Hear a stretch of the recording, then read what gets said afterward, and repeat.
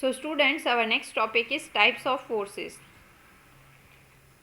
There are different types of forces. Let us study them one by one. First is gravitational force.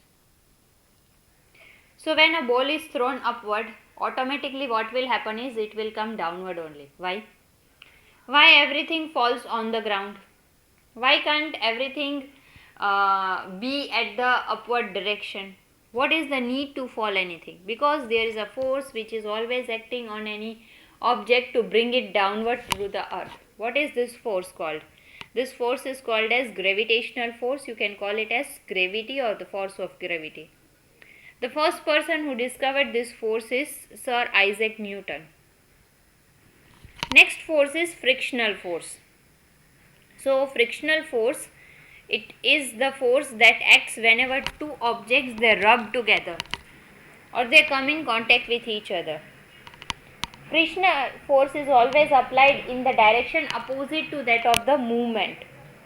If anything is moving in forward direction, frictional force will be applied in the reverse, that is backward direction. If anything is moving in backward direction, frictional force will be in the forward one. It always stops the movement. Next force is magnetic force. Magnetic force, it means the magnet is having a capacity to attract certain metals, like iron is there, nickel is there. So this force of attraction is the magnetic force. Magnet is having the two poles, one is north pole which is N, one is south pole, that is S. The next force is muscular force. So in our human body, the movement is possible with the help of the muscles only. So the force applied by our muscles for running, for walking, for standing, sitting, pushing, pulling or carrying anything, that is with the help of muscle. This force is applied to do any work. That force is called as muscular force.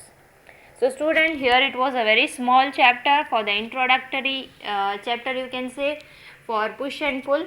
I hope all of you understood this. So we will continue with the next chapter in the next lecture. Till then, keep studying science. Thank you.